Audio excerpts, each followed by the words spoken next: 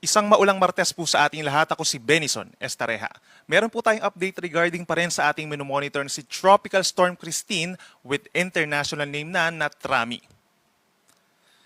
As of 4 in the morning ay huling namataan itong sentro ni Bagyong Christine, 390 kilometers po silangan ng Virac, Catanduanes. So patuloy pa rin ang paglapit nito sa ating kalupaan. Meron itong taglay na hangin na 65 kilometers per hour malapit dun sa kanyang sentro. So bagyang lumakas po ito from tropical depression, naging tropical storm na at may gustiness hanggang 80 kilometers per hour. At medyo mabagal po ang pagkilos nito sa ngayon, pakanluran at 15 kilometers per hour. Base po sa ating latest satellite animation, itong mga kulay orange at kulay pula, associated po ito sa makakapal at matataas na mga ulap na siyang may dalang matitinding mga ulan at apektado na po ang malaking bahagi ng Luzon, Visayas, and even hilagang bahagi po ng Mindanao. So make sure po na lagi tayong nakaantabay sa ating mga warnings and advisories for today. Inaasahan po within the next 24 hours ay kikilos pa west-northwest or paangat ng pakaliwa itong si Bagyong Christine. And possibly po at bukas ng madaling araw, that's around 370 kilometers na lamang po sa silangan ng Infanta, Quezon at mas malapit pa around 150 kilometers per hour northeast of Virac, Catanduanes. Mananatili ito as a tropical storm within the next 24 hours. Sa susunod pa na 48 hours or simula po sa Wednesday hanggang sa Thursday ng madaling araw, posibleng lumakas pa ito into a severe tropical storm at maaaring hating gabi po bukas or sa Thursday ng madaling araw ay maglandfall ito dito sa may probinsya po ng Isabela. But considering po the cone of probability, posibleng umangat pa ito ng bahagya at maglandfall sa may Cagayan or maglandfall po dito sa may area ng Aurora. Estimated location po natin Thursday ng madaling araw ay nasa vicinity po ng bayan ng Delfin Albano sa Isabela. And then after po niya maglandfall dito sa may Cagayan Valley, posibleng tawarin din ito pagsapit po ng Thursday ang malaking bahagi pa ng Cordillera Region and Ilocos Region. Mag-emerge dito sa may Ilocos Sur papunta ng West Philippine Sea and around Friday po ng madaling araw, estimated location po nito is 165 kilometers west-southwest of Sinait, Ilocos Sur. Possibly po pagsapit dito sa may West Philippine Sea ay mas lumakas pa ito bilang isang typhoon. Then simula po Friday hanggang Saturday ay kikilos na po papalayo sa ating kalupaan itong si Bagyong Christine. Inaasahang lalakas pa rin ito bilang isang typhoon and estimated location is 500 kilometers po west of Ilocos Sur. Maring nakalabas na ito ng ating area of responsibility pagsapit po ng Friday ng hapon or gabi. Sa ngayon po nakataas ang Tropical Cyclone Wind Signal number 1 sa maraming lugar sa ating bansa, mapa Luzon, Visayas, or Mindanao. Meron tayong Signal number 1 na sa eastern and central portions of Mainland Cagayan, pababa ng Isabela, Quirino, southern Nueva Vizcaya, gayon din ng Aurora, eastern portion of Rizal, and eastern portion of Laguna. Meron din po tayong Signal number 1 sa northern and eastern portions of Quezon, gayon din ng Pulilio Islands, Marinduque, Romblon, Camarines Norte, Camarines Sur, Catanduanes, Albay, Sorsogon, at Masbate, kabilang na rin po ang Burias and Ticao Islands.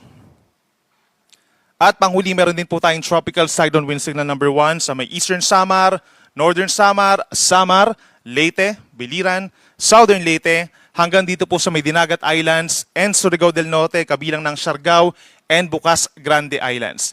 Ito yung mga lugar po na makakaranas sa mga pagbugso ng hangin na hanggang 55 kilometers per hour sa susunod po na 24 oras. But please take note po, habang lumalapit itong si Bagyong Christine, mas maraming lugar pa dito sa Luzon and possibly dito sa may ilang parte pa ng Visayas ang magkakaroon ng wind signal number 1 at mas maraming lugar pa dito sa may eastern sides ng Luzon and Visayas ang posibleng itaas pa natin into signal number 2 or number 3 sa mga susunod pa po na mga bulletins habang lumalakas itong si Bagyong Christine.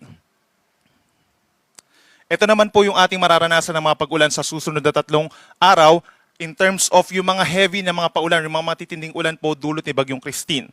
Asahan natin within the next 24 hours or ngayong araw, intense to torrential rains po. Please take note of this. Camarines Norte, Camarines Sur, Albay, Sorsogon, and Northern Samar, sila po yung mga karanas ng pinakamatitinding ulan.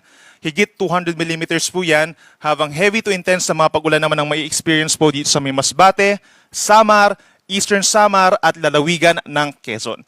Meron naman tayong moderate to heavy na mga paulan sa may Cagayan Valley, Cordillera Administrative Region, buong Central Luzon, natitirang bahagi ng Visayas at buong Mimaropa. Pagsapit naman po bukas, habang lumalapit sa may Northern Luzon itong si Bagyong Christine, aasahan pa rin natin ang pinakamatitinding ulan, heavy to intense, and possibly higher dito sa may Cordillera Region, Cagayan Valley, Aurora, and Quezon, habang meron pa rin moderate to heavy na ulan sa rest of Central Luzon, Bicol Region, Ilocos Region, Laguna, and Rizal. Then pagsapit naman po ng Thursday kung saan maaaring tumatawid po itong si Bagyong Christine sa may Northern Luzon, ay meron pa rin tayong heavy to intense na ulan sa Ilocos Region, Cordillera Region, and Cagayan Valley, habang moderate to heavy na mga paulan pa rin sa may Central Luzon, Calabarzon, and Metro Manila. Ang natitirang bahagi po ng Luzon, kabilang na rin ng Metro Manila, within the next 3 days, possible pong makulimlim na panahon at maulang panahon. Gayon din ang natitirang bahagi pa ng Visayas, Zamboanga Peninsula, Northern Mindanao at ilang pambahagi po ng Bangsamoro Region. Kaya't mag-ingat din po sa mga banta ng baha at landslides sa mga hindi natin nabagit na lugar na merong possible po na heavy to intense na mga paulan. Possible po itong mga lugar na ito, magtataas tayo ng mga heavy rainfall warnings, and please take note po, no, possible din tayo na magkaroon ng mga suspensions ng klase or sa work, depende po sa inyong itataas na rainfall warnings. Kung orange or red warnings, most likely po magkakaroon ng suspension. Kapag naman meron tayong signal number 1, suspended ang preschool, but for signal numbers 2, 3, and 4, or even higher, ay mas maraming lugar pa po at mas marami pang even yung mga high school and elementary magkakaroon din po ng mga class suspensions. Patuloy po na paalala natin sa ating mga kababayan, sa mga susunod na araw ay magiging maulan po sa maraming parte po ng ating bansa. So mag-ingat po sa mga banta ng baha, lalo na sa mga low-lying areas at yung mga hindi masyadong binabaha, possible din po na bahain sa inyong lugar. Possible din yung pagguho ng lupa, lalo na po sa mga bulubundukin na lugar. We're talking of Cordillera Region and parts of other parts of Central and Southern Luzon. Then lagi tayo makipag-coordinate sa inyong mga local chief executives, mayor po yan, governor, barangay captains po for possible suspensions nga po ng klase, at kung kinakailangan ng coordination para po sa paglikas, ay makapag-coordinate din sa inyong mga local disaster risk reduction and management offices po. Base naman doon sa dadalhin po ng mga pagbugso ng hangin, hindi lang yung mga may signal number, tropical cyclone wind signal sa magkakaroon ng matinding bugso ng hangin. Asahan din po natin ngayong araw, some parts of our country magkakaroon din ng mga pagbugso. Bahagyang epekto na rin ng outer portion itong si Bagyong Christine. Batanes, Babuyan Islands, ngayong araw, asahan yung mga pagbugso. Ganyan sa Ilocos Region, Palawan, Romblon, Aklan, Antique, Negros Island Region, buong Central Visayas, gayon din sa Southern Leyte, hanggang dito po sa mga lugar na malayo sa bagyo, Zamboanga del Norte, Northern Mindanao, Dinagat Islands, Surigao del Norte, Agusan del Norte, Sarangani, hanggang Davao del Sur and Davao Oriental, asahan ang strong to gale force gusts. Ngayon, pagsapit po ng Wednesday, mas maraming lugar pa sa ating bansa magkakaroon ng mga pagbugso. Kabilang nandyan ang Mimaropa, Visayas, and Mindanao, kahit malayo po sa kanilang lugar ang Bagyong Christine. In terms of matataas na alon, meron na rin po tayong gale warning in many areas of Luzon and Visayas, hanggang 5.5 meters po sa lalawigan or sa seaboards ng Catanduanes, habang 4.5 meters or nasa 1.5 palapag ng gusali dun sa ilan pang bahagi po ng Eastern Visayas and Eastern Luzon. Kabilang na ang silangang baybayin ng Cagayan, pababa ng Isabela, Aurora, Polillo Islands, Camarines Norte, Camarines Sur, Catanduanes, Albay, Sorsogon, baybayin ng Masbate, hanggang dito sa may Northern Samar and Samar.